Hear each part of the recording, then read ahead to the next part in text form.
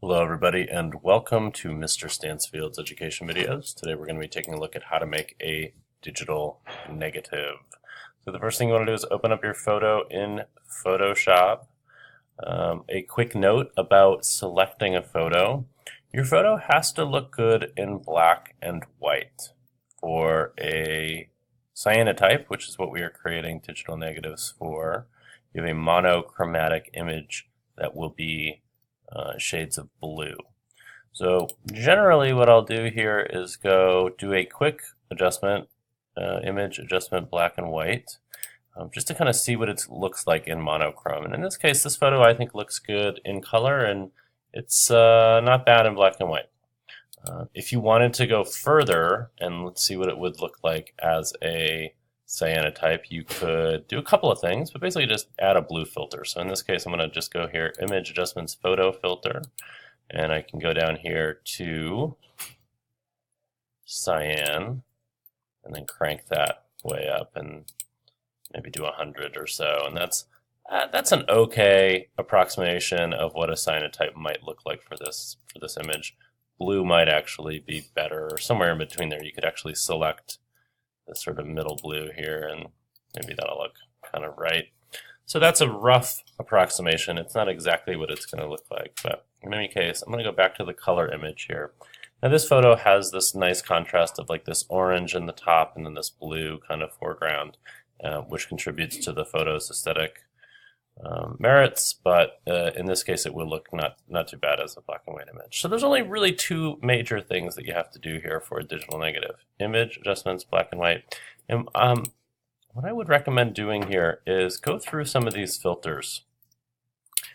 Go through darker, green filter, go through them and find the photo that looks the best to you.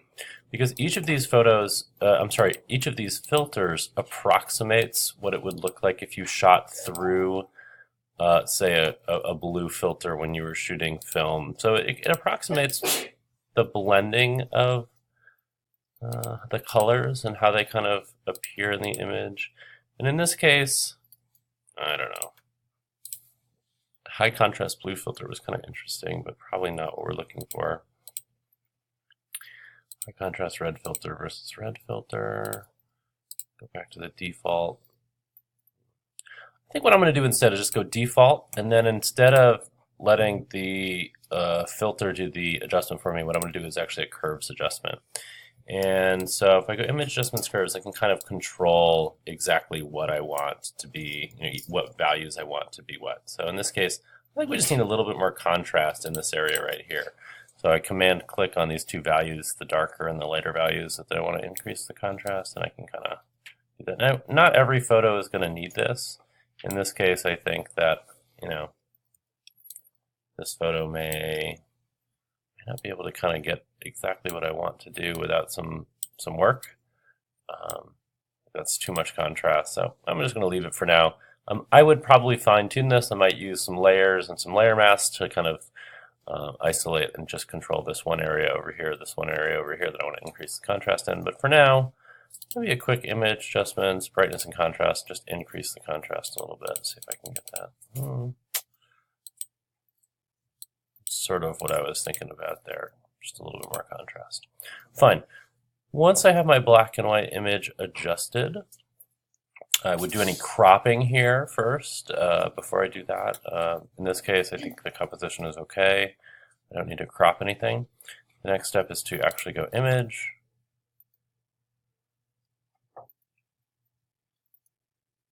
adjustments, invert, or command I. That's going to flip the image. So this is a digital negative that we're creating here, and this is a negative. All the white areas became black, all the black areas became white, and all the gray values are reversed. So convert to black and white, invert. Now, some digital negative tutorials will actually suggest putting an overlay of orange or sepia tone here. In this case, we're just going to print it in black and white, and that's fine. It's going to work out just fine. Sometimes you decrease the contrast depending on the kind of paper or material that you're using for your cyanotype or other alternative process. You can get really involved with making a digital negative, and there's a lot of information out there. For us, we're just going to kind of keep it simple. Black and white, invert, resize. Okay.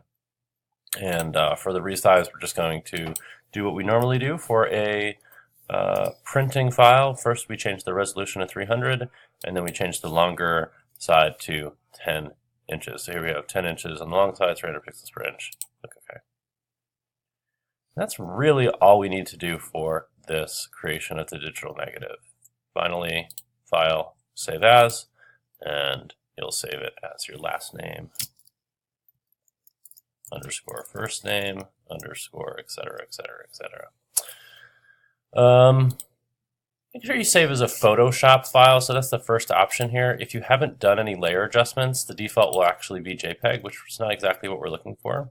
So save as a Photoshop file, and that is what you're going to turn in.